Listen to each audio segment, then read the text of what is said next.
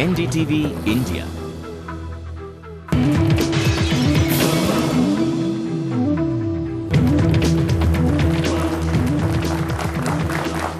नमस्कार, पेश है इस हफ्ते का मुकाबला। मैं हूं विज्ञान प्रकाश।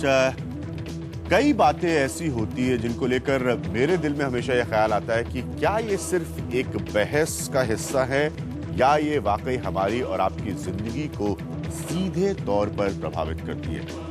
एक ऐसा फैसला आया है जिसमें भी कहा गया है कि अगर कोई लिव इन रिलेशनशिप में है, एक साथ रहना चाहता है, तो उसमें कुछ भी गलत नहीं है। लेकिन बड़ा सवाल इससे जुड़ा हुआ ये है कि क्या ये वाकई हमारी और आपकी जिंदगी को प्रभावित करता है, जैसे मैंने कहा, या शादी एक ऐसा इंस्टीट्यूशन है जिसे हमारा समाज एक अलग नजरिए से देखता है, इसलिए वो लिव इन रिलेशनशिप को शायद एक स्तर के बाद एक्सेप्ट करने के लिए, मानने के लिए तैयार नहीं होगा, भले ही उस पर किसी भी बड़ी से बड़ी अदालत की राय जो भी हो। इसलिए हमने आपसे बड़ा सीधा सवाल पूछा है इस प्रोग्राम में कि क्या साथ रहने के लिए शादी का सर्टिफिकेट जरूरी है। एक बहुत खास पैनल हमेशा की तरह मेरे साथ मुकाबला में मौजूद है और हम उनसे जानने की कोशिश करेंगे, और ये जो ऑडियंस बैठी है इनसे जानने की कोशिश करेंगे कि ये वाकई एक ऐसा मसला है जो हमारी जिंदगियां बदलने वाला है या एक अच्छा टॉपिक है टेलीविजन पर बहस करने के लिए। सबसे पहले मुलाकात कराता हूं आप लोगों की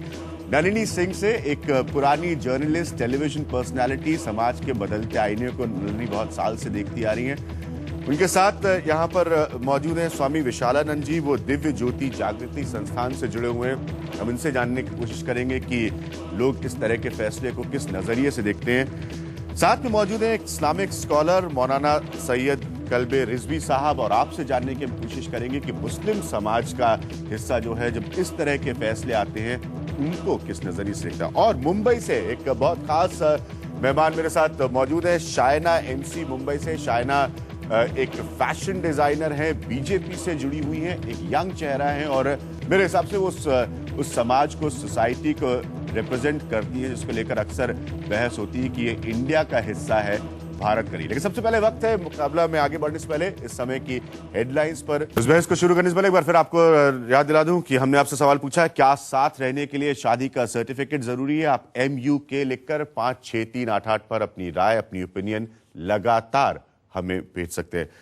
इस बहस की शुरुआत नलिनी मैं आपसे करूंगा। बुनियादी बात यह है कि इस तरह के डिसीजंस आते हैं, इस तरह के फैसले आते हैं, क्या ये सिर्फ एक अच्छा टेलीविजन प्रोग्राम का टॉपिक है? इस पे मतलब बाकी के हिंदुस्तान को भी फर्क पड़ता है इससे? मुझे लगता है कि देखिए, अगर सुप्रीम कोर्ट, सर्वोच्च अदालत किसी चीज को, सुप्रीम कोर्ट एक दे रहा है फैसला, तो ये संभव है कि कहीं ना कहीं जाकर के ये काफी ज्यादा गहरा इसका असर हो जाए कुछ हमारी छोटी छोटी पॉकेट्स में। मेरा ये कहना है कि माननीय सुप्रीम कोर्ट ने ये कह तो दिया है, लेकिन कहीं ये इमोशनल अत्याचार की तरफ तो हम नहीं बढ़ रहे हैं, क्योंकि कहां पे संभाल सकते हैं। तौर पे इस बात के खिलाफ नहीं है कि किसी कोई लिव इन रिलेशनशिप में रह सकता है। आप ये मानती है कि शादी का सर्टिफिकेट साथ रहने के लिए जरूरी है? उसको सर्टिफिकेट आप कहने के पहले मुझे ये बता दें, केवल एक बात आप बता दें, माननीय सुप्रीम कोर्ट बता दें कि क्या ये लिव इन रिलेशनशिप्स रजिस्टर्ड होंगे, क्या इनका पंजीकरण होगा? अगर होगा तो फिर बात दूसरी है, अगर नहीं होगा तो फिर ये कैफेटेरिया अप्रोच हो गई, जिसे हम कहते हैं अंग्रेजी में स्नैकिंग, थोड़ा यहाँ थोड़ा वहां थोड़ा वहां। आपको लगता है कि इससे समाज में कोई बदलाव आएगा?